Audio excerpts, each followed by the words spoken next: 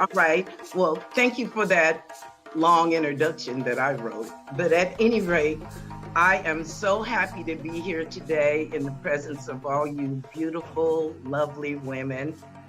And I am wearing my crown today because I recently went to another conference and we all were given crowns. So I want you to start off imagining that you have your crown on today. And we are all queens. And a queen is a woman or a girl who rules the country or her kingdom. In this regard, the kingdom is you. So that's kind of what I'm going to talk to you about today is winning at life starts with you. So I'm going to piggyback on what everyone has said today. Basically, we're saying the same thing that if you don't have the self-love that you need, it's not going to work, basically. So I share my story with you today, and I'd like to start from the beginning, and then I'll progress through the process. I grew up in a domestic violence household. Every Friday night, there would be a fight, there would be an argument, and then the police would be called every weekend. And I often wondered, I thought I was being punished by being put in a family like that. And I asked God to help me, get me out of that. And as a young girl, I would always walk around at around 11, looking at houses, visualizing that I had my own place that was quiet. People didn't argue, they didn't fuss, they didn't curse at one another. But unfortunately, that was not what was intended for me. So growing up, I developed a stomach ache, a habitual stomach ache, and it would last, it would mostly come about on Fridays, right after coming home from school, because I knew what was going to happen. My stepdad would want to go out and be with his fellas or be with women or whatever. And they never could find anything wrong with what was medically wrong with me. At the time, I didn't know. So around the age of 12, I decided to confront my mother about it. I figured I knew more than what she did. And so I asked her, I said, what are you doing with this guy? He doesn't respect you. He runs around on you. He calls you stupid in front of us. And as I looked into her face, I saw the tears and the pain at what I was saying. And I said to myself, when you tell people something, it hurts them. So I became silent. And when I became silent, I stopped speaking my truth. At the time, I didn't know that that's what I was doing. So I went on off to college. And when I went through college, around the third year, the pain came back again. I guess it was always there, but as we all know, sometimes in order to survive, you pretend that it's not there and you just go on with your life, but you're still carrying around this big heavy load.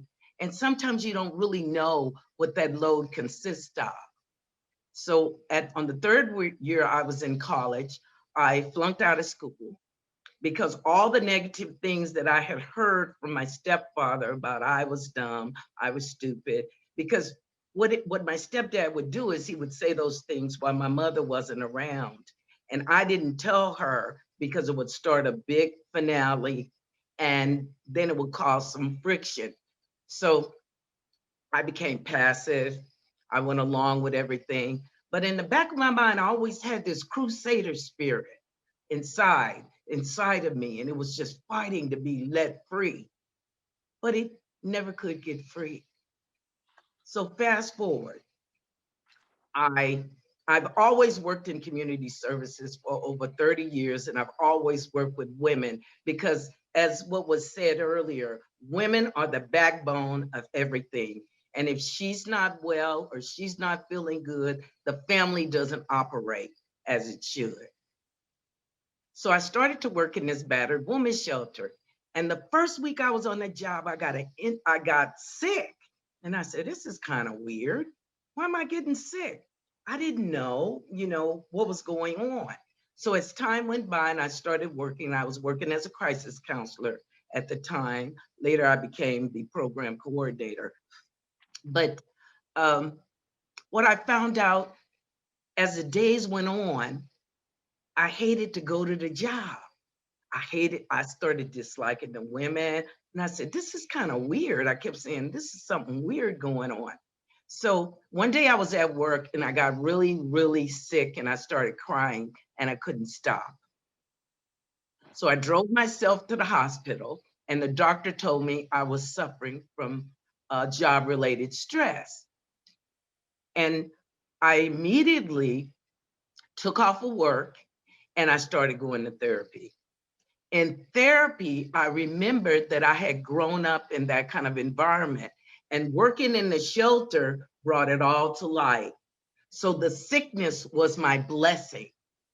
I didn't even know that that was a blessing at the time because I was still trying to find myself. Because one thing about coming from an abusive background, there's a lot of stuff inside you that you don't get a chance to bring out. And therapy helped me bring it out. I started reading self-development books, and I started really working to change myself. But it didn't happen overnight. I still kept getting into bad relationships that were reminiscent of my childhood. I was getting involved with people that weren't showing me the love that I needed. I was searching outside of myself for it. And that's why I'm saying that the kingdom is within us. So after going through all of that, I finally got a chance to find myself.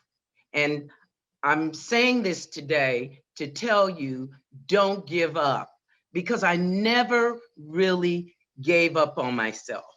I knew that I had something special to bring to the world, and I wasn't going to die with that song stuck inside of me. And I say to you today, keep looking, keep searching, keep trying to find it. And don't necessarily surround yourself with people, because you'll never get to see the real you until you be by yourself. I'm going to give you some tips to slow down.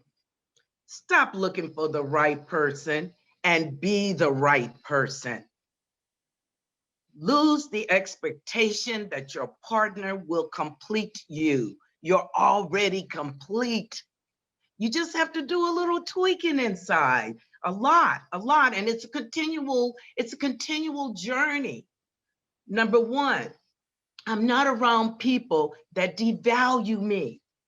That includes anybody, because you get to make choices on who you want to be around. Sometimes even our friends, even our family, it includes everybody. How can you get well and see the beauty inside of you when people are telling you that you don't have it?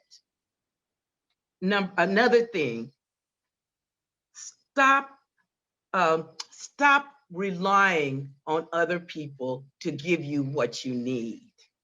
It's already inside of you. And I can't stress that enough. You're a queen. Wear your crown with pride. Raise your price tag, because sometimes, like with me, I had a low price tag of myself. Don't you know people see that in you? They see you when you walk in the room. They know that you don't feel like the queen that you really are. Show them, show yourself, prioritize yourself. Don't be self-sacrificing, because you'll lose. And I'm saying the same thing that all the women that have spoken through the whole conference and the workshop and the summit, they've said the same things. It's in you. That's the only way that you're going to make it happen, if it has to be you. So wear your crown with pride. And I'm going to end with one last word. And through my journey, I wrote a book of poems called Splashes Through Life, because as I was journeying through my healness, I all the things that I held inside came up and I started writing it in poetry. So the name of this poem is Another Lifetime. I really don't have another lifetime to be who I want to be, to live the way I want to live, to speak what I feel, and to walk tall and firm.